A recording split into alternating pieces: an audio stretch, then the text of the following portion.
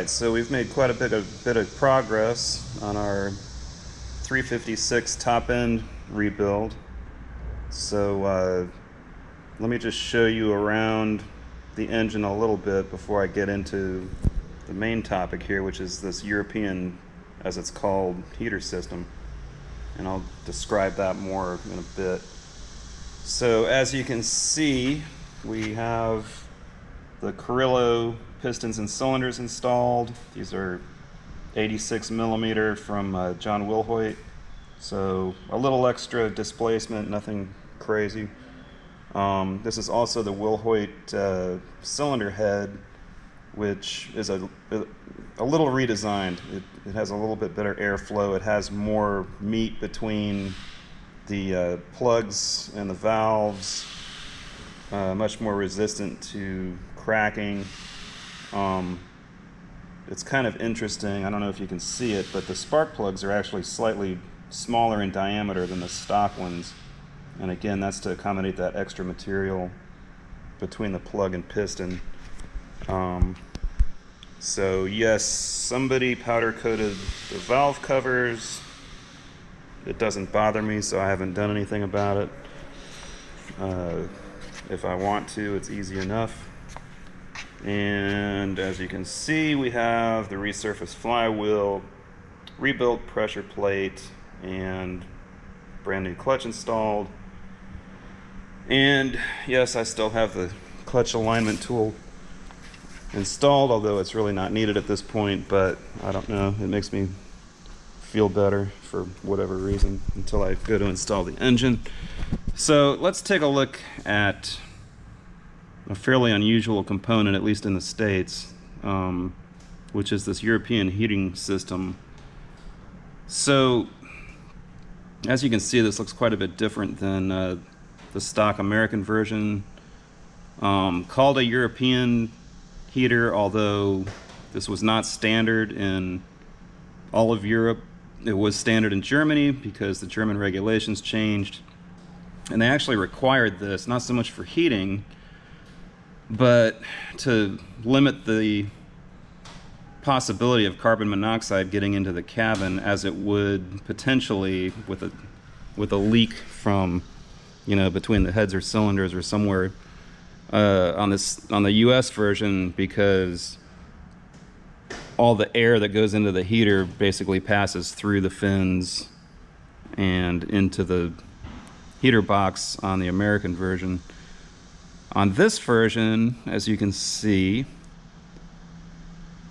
the air actually enters through this tube and another one over there straight off the fan shroud, which once it's put back together, I'll show that. So it totally bypasses all of this engine, piston, cylinder, head equipment, and essentially fresh air from the fan goes straight into here through this heat exchanger and into the car. Now inside of here, this is totally different. Again, on the American version, you would have a J-tube that comes out the back and around and go into the muffler, which is also attached to here, and you'd have a little sleeve that holds those two together. In this case, this is all one piece. There's about 3 feet of exhaust pipe inside of this heat exchanger, and each one of the pipes from the head kind of wraps around in here and comes out down here. So very effective. I have not tried it yet, but my understanding is that on full blast you can pretty much roast chickens in the car if you wanted to. So the challenge here, as I said, this is all one piece here. I mean, these are separate, these two tubes are separate, but they're contained together within the outside casing of the heat exchanger. So I've heard various ways of installing these. I didn't like the one that was in Harry Pellow's book, actually. Although I did listen to him on everything else. But he suggested using a jack or something else to actually spread apart these pipes, and then enough to get past the exhaust studs coming out of the head. I wasn't wild about that. For one thing, bending it out meant bending it back. I didn't like. So what I did instead, and you can see it over here, I'm gonna get lazy and sit down on my creeper. So I actually just removed the studs from the heads. Easy enough. You just double up the nut and turn it out. And in that way, what I ended up doing was, on the other side, I just got a regular floor jack and I lifted up the entire assembly from underneath and slipped in the gasket, and then reinserted the studs. Kind of a pain. There's not a ton of room between I'll call it a J-tube, it's really an exhaust pipe. But if you look down in here, if you can see it, there is not a ton of space between the end of that stud and this piece of the heat exchanger. But as you can see, it can be done because it was done. So one more side to go, and then I can start reassembling everything else, fan shroud and all the other shrouding on the engine. So over here, beyond the 65 Sunbeam Tiger, which is a video for another day, so here it is out of the car. I haven't cleaned up this side yet. Looks a little grungy, but it'll give you a nice idea of what we're dealing with. This is not light. I've heard that the entire system adds about 25 pounds to the car. If you really like warm cars and you really want to do this, a new pair of heat exchangers is about 6,000 bucks.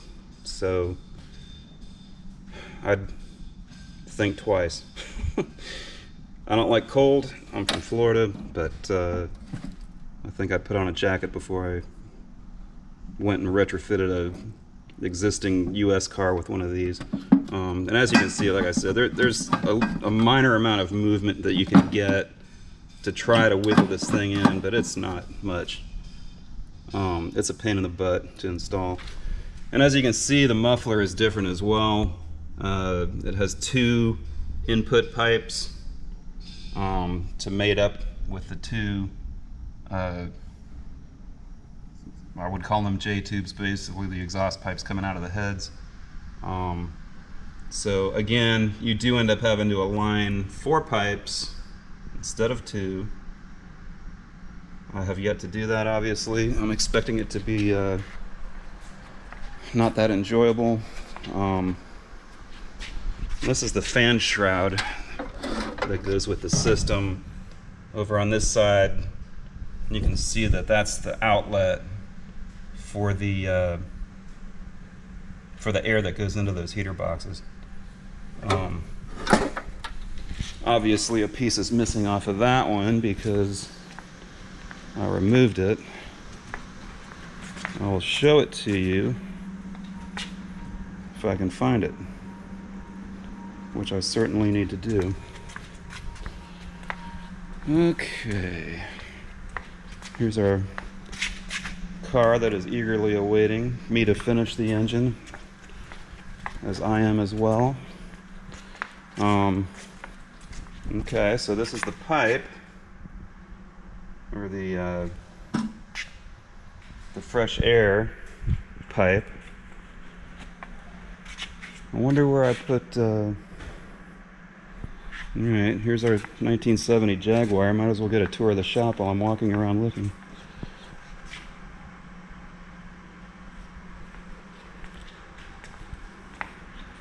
Alright. Looks like I need to do more looking. Luckily I can edit this part out.